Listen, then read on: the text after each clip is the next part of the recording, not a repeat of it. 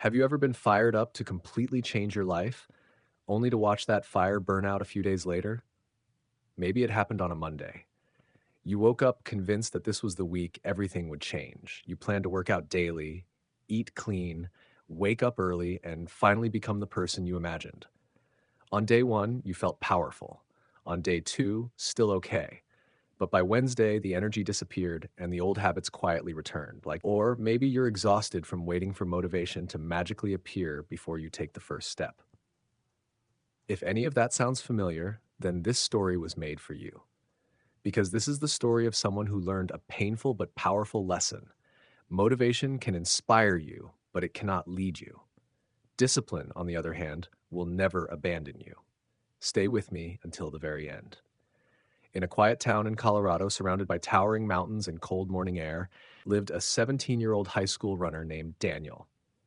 He attended Mountain View High and was known among students and teachers alike for his natural athletic ability. When Daniel ran, it looked easy, almost graceful. His posture was relaxed, his rhythm smooth, his breathing steady. At competitions, coaches from rival schools often whispered his name. Everyone agreed on one thing: Daniel was gifted. But talent alone was not his problem. Daniel's real weakness was subtle and dangerous. He trained only when he felt like it. When motivation showed up, he was unstoppable. On mornings when the sun rose beautifully, when his favorite song came on during warm-up, when his legs felt light and strong, Daniel attacked his workouts with intensity. Long-distance runs at race pace, explosive sprint drills, brutal hill repeats, core training until his abs burned. On those days, he felt like a future champion.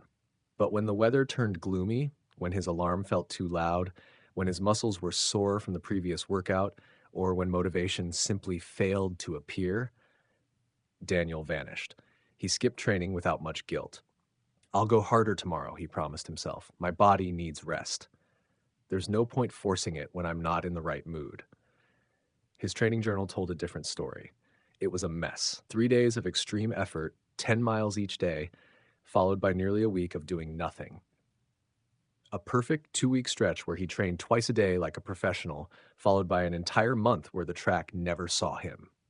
He was constantly waiting for that perfect emotional spark to return, the feeling that told him, now is the time. But it rarely came. His coach, Coach Martinez, a former state champion with over 15 years of experience, saw exactly what was happening, and week after week his frustration grew. Every Monday morning it was the same conversation. "Daniel, where were you on Wednesday and Friday and Saturday?" Coach Martinez asked, arms crossed, voice calm but firm. Daniel sighed. "Coach, I just wasn't feeling it. I was exhausted. My body needed a break." Coach Martinez raised an eyebrow. "Did your body need rest, or did your mind just refuse to show up?" Daniel immediately bristled. "You can't force training when the motivation isn't there. That's fake. That's not sustainable. The greatest athletes train with passion, not pressure." The coach slowly shook his head. "The greatest athletes train whether they feel passionate or not. That's exactly why they're great." But Daniel didn't hear the warning. Deep down, he truly believed motivation was the engine of success. Without it, action felt pointless. So he chased motivation everywhere. He followed dozens of motivational pages on Instagram. He watched highlight reels of Olympic finals and emotional locker room speeches on YouTube every morning, hoping something would spark inside him. On the days that spark appeared, Daniel trained like a champion in the making. On the days it didn't, he stayed on the couch, phone in hand, endlessly scrolling, waiting for motivation to come back and rescue him. Coach Martinez tried again and again. "Daniel," he said one afternoon, "you have the raw ability to win state, and that 6 months from now, you could be standing on that podium. But talent without consistency is just potential that never becomes real. It's promise that expires." Daniel laughed it off. "Relax, coach. When it actually matters, on race day, I'll be ready. I always show up in competition. Racing is different." What Daniel failed to understand was this: race day excellence is built slowly, quietly, and painfully on ordinary training days. And his training routine wasn't built on discipline, it was built on emotion.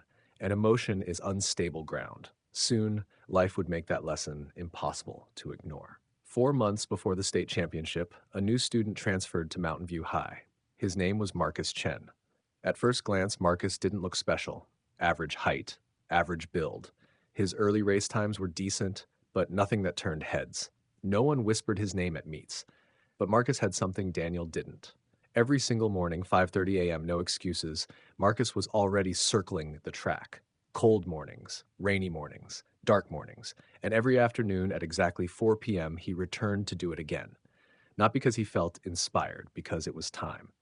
Training nearly 4 hours a day, Marcus became impossible for Daniel to ignore. From his bedroom window, Daniel often watched him run laps in the early morning darkness. On the days Daniel chose to stay under the blankets, he told himself, he won't last. That pace will destroy him. You can't keep going like that without passion. But Marcus never collapsed. He never disappeared. 4 months went by. Daniel's routine remained unpredictable, short stretches of incredible effort followed by long gaps where motivation vanished. Marcus, meanwhile, kept doing the same thing every single day. No drama, no speeches, just presence. Then came the regional championship, the race that would decide who earned a ticket to the state finals. The gun went off. For the first 2 miles, Daniel was exactly where he expected to be, in front. His natural ability carried him smoothly ahead of the pack. The crowd roared. His stride felt light. His confidence surged. This is what I'm built for, he thought. This is why motivation works. But by mile 3, everything changed. His breathing turned sharp and desperate. His chest burned. His legs felt heavy, like they were filled with wet cement. All the skipped mornings, all the postponed workouts, all the I'll do it tomorrow excuses had quietly stacked up, and now the bill had come due. That's when Marcus moved past him, not with a sudden burst, not with flashy speed, but with a calm, steady rhythm. The pace of someone whose body had been conditioned through repetition and discipline. Marcus's face was relaxed, his breathing steady, his form untouched by panic. Daniel tried to respond, his mind screamed at his body to go faster, but his body refused. One runner passed him, then another. Daniel crossed the finish line in 5th place. Only the top 3 advanced to state. Marcus finished first. That evening, the stadium was empty. The sun had already dipped below the horizon. Daniel sat alone on the bleachers, staring at the track. No medal, no qualification, no proof that his talent had ever meant anything. For the first time in his life, Daniel cried. Not because he lost a single race, but because he realized he had been losing the same battle for years. I'm exhausted, he whispered into the silence. I'm tired of being the guy who almost became something. The next morning, before the sun rose, Daniel stood outside Coach Martinez's office and knocked. Coach, he said quietly, his voice cracking, I need help. I don't know how to be consistent. I only train when I feel motivated. Marcus didn't beat me because he's more talented. He beat me because he showed up every day. I need to learn how to do that. Coach Martinez had been waiting for this moment for 3 years. Come with me, he said. They walked out to the track together as the sky slowly turned orange. A row of old cottonwood trees stood beyond the field, their branches stretching toward the light. A strong gust of wind suddenly swept across the stadium, snapping the flags, tossing leaves into the air, bending the grass. The wind is powerful, Coach Martinez said. When it blows, everything feels easier, lighter. That's motivation. He paused. Then the wind stopped. Within seconds, the flags fell limp. The field went silent. When the wind disappears, Daniel said softly, nothing moves. Exactly, the coach replied. Motivation is beautiful, but unreliable. You can't command it. You can't count on it to show up every morning. Coach Martinez then pointed to the cottonwood trees swaying gently in the distance. Now look at them, he said. The wind pushes them, storms test them, but they stay standing. He turned back to Daniel. Why do you think that is? Because they have roots, Daniel said quietly. Coach Martinez nodded. Exactly. Roots you can't see. Roots that didn't appear overnight. They grew downward, inch by inch, year after year. They didn't wait for perfect sunlight or calm weather. They simply kept growing. Silent, patient, relentless. The coach's tone sharpened. Discipline works the same way, Daniel. It's invisible while you're building it. No applause, no excitement, just repetition. But when motivation disappears, and it always does, discipline is what keeps you upright. Coach Martinez opened a fresh training log and slid it across the bench. 90 days were mapped out in clean, unforgiving blocks. This is the plan, he said. Every morning from 5:30 to 8, you're on this track. Every afternoon, 4 to 5:30, 4 hours a day, 6 days a week. Daniel swallowed. When your mind starts bargaining, the coach continued, you answer with one sentence, my roots don't negotiate with the wind, then you train anyway. He tapped the calendar. After every session, you mark an X. One X means one day deeper your roots go. You don't break the chain, ever. And if I'm exhausted? Daniel asked. You adapt, the coach replied. Stretching, mobility, visualization, something. The chain stays intact. Coach Martinez placed a firm hand on Daniel's shoulder. Motivation will show up during these 90 days. Welcome it, use it, but never rely on it. He gestured toward the cottonwood trees. The wind gets all the attention, people feel it, talk about it, post quotes about it, but wind doesn't win championships. He paused. Roots do. Day one came fast. At 5:15 a.m., Daniel's alarm shattered the quiet darkness. Every part of his body begged him to stay in bed. There was no excitement, no fire, just resistance. Then he remembered the words. My roots don't negotiate with the wind. He stood up. He trained. 2 X's appeared on the calendar that day. Day two felt no different. Same heaviness, same doubt, same decision, same X's. On day three, freezing rain poured from the sky, cold seeped into his shoes, his clothes clung to his skin, and every instinct told him to turn around. He ran anyway. Because roots grow in storms too. The first 2 weeks were brutal. Every morning felt like a fight. His mind attacked relentlessly. You're exhausted. Missing one day won't matter. You're going to get injured. Daniel didn't argue back. He didn't need to win the debate. He just needed to move his feet. By the third week, something unexpected happened. His body began waking up before the alarm. Not because he was excited, but because it was trained to expect it. Week 5 delivered the real temptation. Friday night, the biggest party of the semester. Music, friends, laughter. It started at 8 p.m., exactly when Daniel knew he should be winding down for another early morning. He stood in his room, phone in hand, staring at the invitation. Then he looked at the calendar. A long, unbroken chain of X's stared back at him. And for the first time, the decision wasn't about motivation. It was about roots. The old version of Daniel would have stayed at that party until midnight, maybe later. He would have laughed, scrolled his phone, and told himself he deserved the break, and then slept straight through Saturday morning training. But this time, Daniel paused and did the math. Training started at 5:30 a.m. To perform well, he needed at least 7, preferably 8 hours of sleep. That meant lights out by 9:30 p.m. At 9:15, while the music was still loud and the room was packed, Daniel picked up his jacket and said his goodbyes. His best friend Jake looked at him like he'd lost his mind and grabbed his arm. Bro, it's not even 9:30 yet. You're seriously leaving? I've got training at 5:30 tomorrow, Daniel replied. Jake laughed. It's Saturday. Man, you're getting obsessed. Daniel shook his head, calm and steady. No, obsession controls you. Discipline is something you control. There's a difference.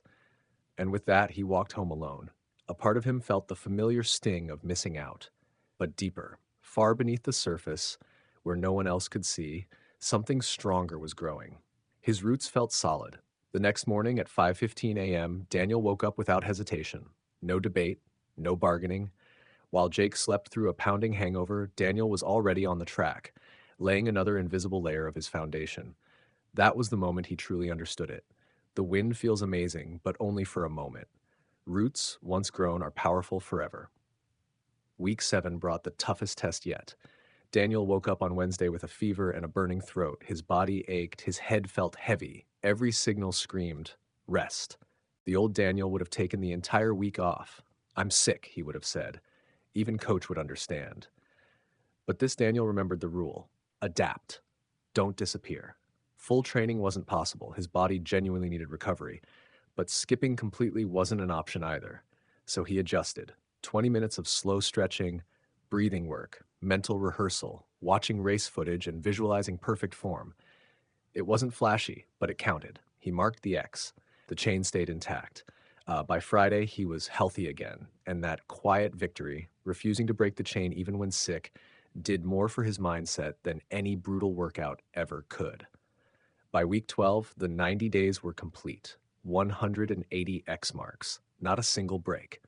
Daniel stood in front of the mirror and barely recognized himself. His body was leaner, sharper, more powerful. His race pace had improved by nearly 45 seconds per mile. His endurance had almost doubled. But the physical changes weren't the real transformation. The real change was internal. Daniel no longer waited to feel ready. He no longer searched for motivation videos or perfect weather or emotional highs. He didn't need excitement to act. He had become someone else entirely, someone who showed up, someone who did the work, someone who acted first and let feelings catch up later. Discipline was no longer something he forced. It was who he was. One afternoon, as Daniel cooled down after training, Marcus Chen walked over to him. "You've changed," Marcus said one afternoon, his tone calm but sincere. "You haven't missed a single session in 3 months." Daniel smiled. "You taught me something that day," he replied. "You didn't beat me with talent. You beat me with quiet mornings no one applauded, with cold rain on ordinary Tuesdays, with consistency nobody was watching." Marcus nodded slowly. That's the truth most people don't want to accept.